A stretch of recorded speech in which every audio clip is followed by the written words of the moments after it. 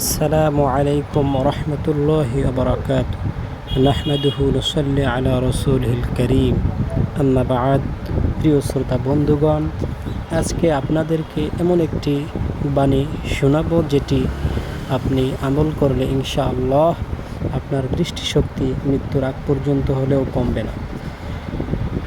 বাণীটি আমল করার শুরুতে প্রত্যেক ফরজ নামাজের শুরু এবং শেষের দিকে 3 বার দরুদ শরীফ পাঠ করে আল্লাহ তাআলার এই বাণীটি যেটি এখনই আপনাদেরকে শোনাবো, সেই বাণীটি 11 বার পাঠ করে আপনার শাহাদাত আঙ্গুলে ফু দিয়ে আপনার চোখে মোছা দিবেন ইনশাআল্লাহ।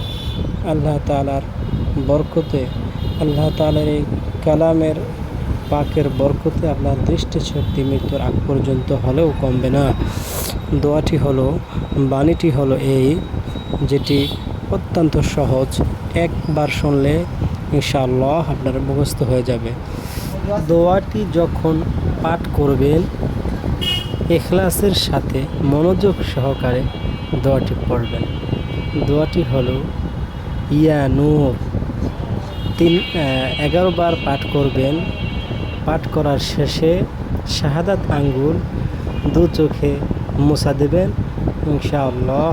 আল্লাহ তাআলার বরকতে, আল্লাহ তাআলার এই কালামের বরকতে আপনার স্মৃতিশক্তি বৃদ্ধি পাবেন ইনশাআল্লাহ বিইذنিল্লাহ।